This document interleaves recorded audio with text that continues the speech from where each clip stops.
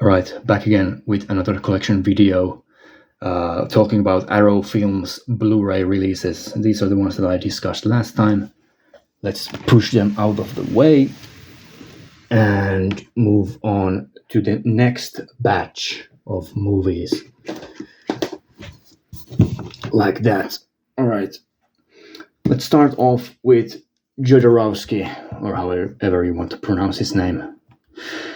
This has 4 movies in it. I won't be showing I'll show the main covers, but there's lots of animal violence in these and some gore, so I won't be showing the insides of these, like the booklets and stuff like that. But yeah, Fandolis, I absolutely hated this movie when I watched it. Maybe I'll rewatch it at some point. It's a grueling watch. It's basically about 2 people in a desert just wandering around, and the man is constantly physically and mentally abusing the female he's with throughout the movie, and it's very pretentious and artsy, and I just couldn't care less for it. El Topo, on the other hand, is a great western. Like the term that's used here is acid western, and that's basically what it is. There's this guy who's wandering around the desert, runs into these weird people, and usually it ends up with someone killing someone, right?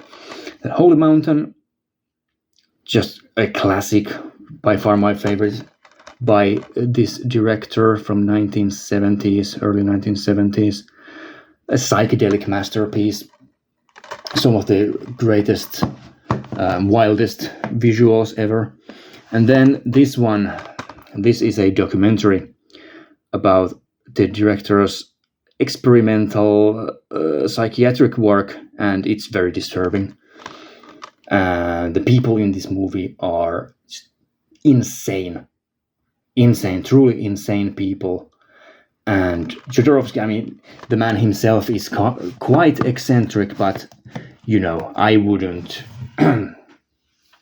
take psychiatric advice from that man, no matter how brilliant his followers think that his psychedelic visions of therapy are. Like, no thanks.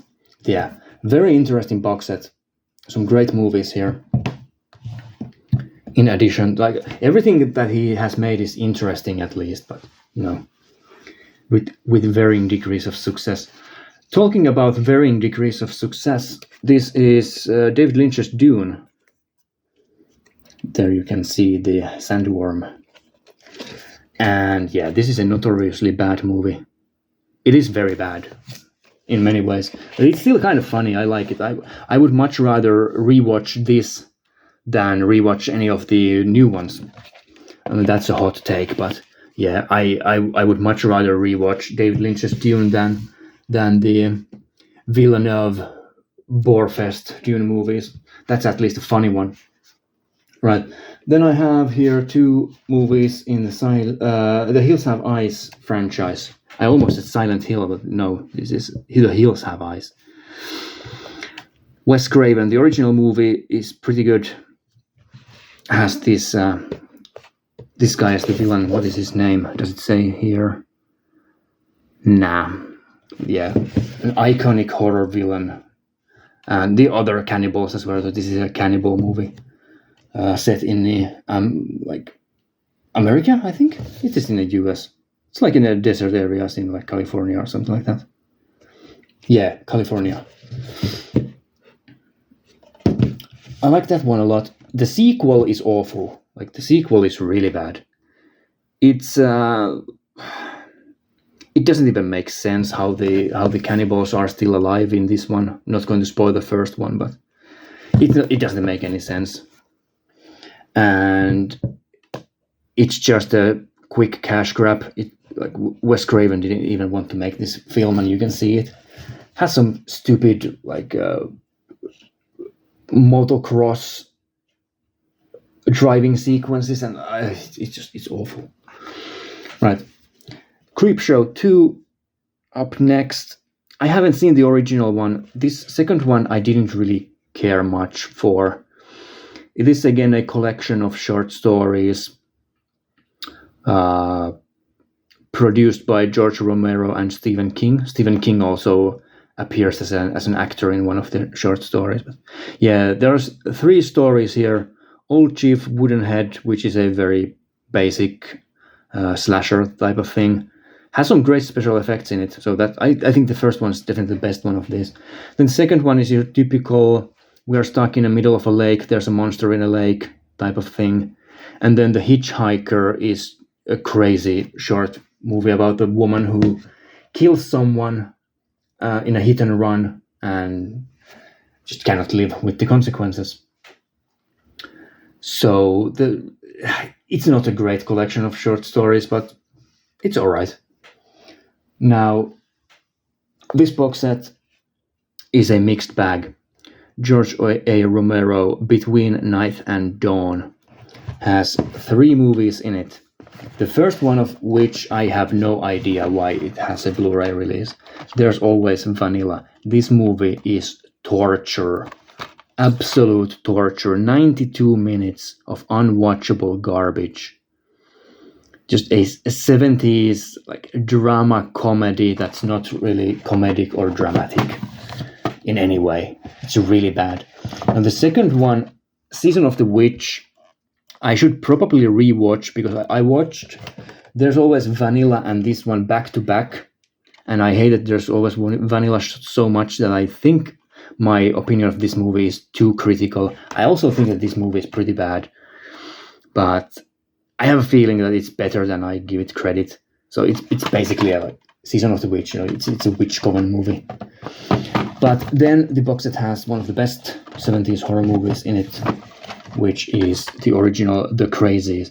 The remake is also fantastic, but this original The Crazies is truly exceptional.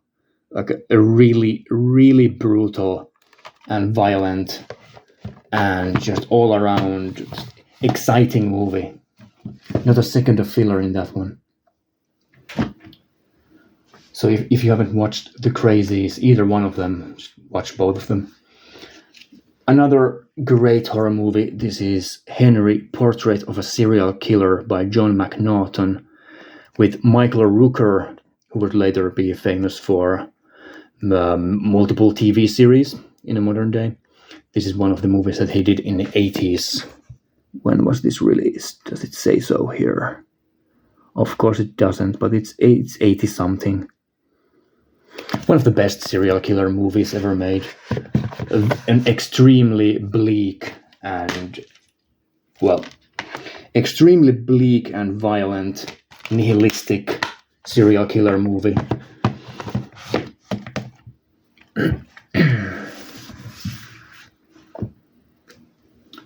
Next up, we have a box set of 4 movies. This is the House Collection, the limited edition with the book. Now, these movies, I don't think any of them are really that great, but the first 2 are definitely fun. So the first one is your typical haunted house movie with some great special effects in it. The neighbor character, who you're going to see here, is a really good comic relief character. Then the second one, I didn't know anything about these movies before I started watching them. A complete shocker for me. The second one. This is like a time traveling adventure movie, an extremely fun sequel. Not like a horror movie at all, really. Well, it does get there in the end, but it's mainly like a well, it's an 80s adventure movie or like a 70s adventure movie aimed at kids, basically. Just a very fun movie, a very weird sequel. Then the third one, this is the one with the. This doesn't really have much to do with the original 2 movies, I don't think. Yeah, it has Lance Henriksen and this guy who is in what movie is it? He's in Crime Wave by Sam Raimi, the awful Crime Wave movie. So some pretty notable actors here, and this is like a slasher, but they're pretty much, I think, a very mediocre one at that. And then the fourth one, this is notable for having the main character from the first movie back, but I don't remember anything about this one. I really don't have any idea what even happens in this movie. I think it was a complete waste of time to watch it. Yeah, who cares? The original two House movies are pretty good. Watch those. Then I have one of the best box sets Arrow has ever released. This is the Mario Bava set of 8 movies, Macabre Visions. Comes in this book form. So it has a hardcover book about the movies, and then all the discs are in this set. Black Sunday, classic movie, gothic horror. The Girl Who Knew Too Much, underappreciated, I think. A very fun Hitchcockian, like Alfred Hitchcock movie, basically, or like mimicking his style. Also has lots of comedy in it and some like giallo murder mystery stuff. Black Sabbath, great short story collection. Kill Baby Kill, again I think underappreciated. An early movie in the like child ghost subgenre. So there's a ghost who takes the form of a little girl, and she's haunting the whole village. $5 for an August Moon, pretty forgettable slasher or giallo type movie. Bay of Blood, just a ridiculous slasher where everyone dies in very gruesome fashion. Baron Blood, another gothic horror movie. Again, something I think is pretty underappreciated. It's a lot better than I thought it would be. And then Lisa and the Devil. I only watched the original cut of the movie. There are 2 cuts of the movie.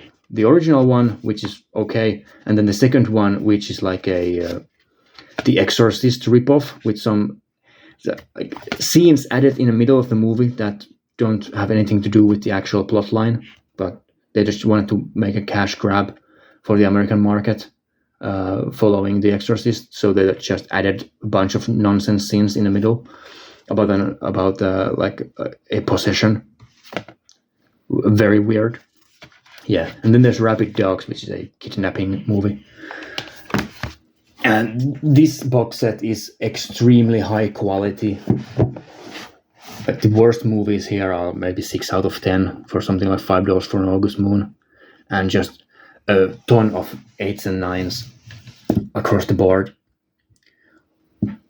Great box set for a great director.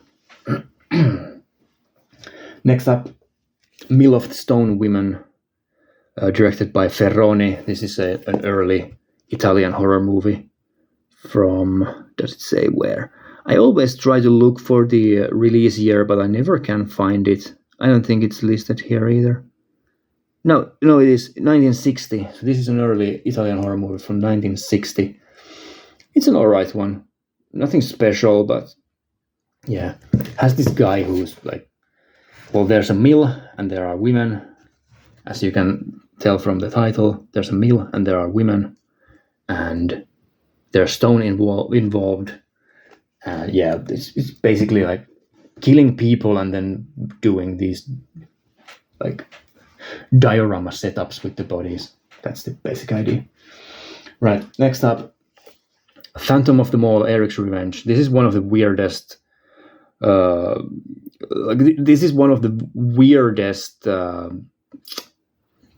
of the Opera adaptations ever.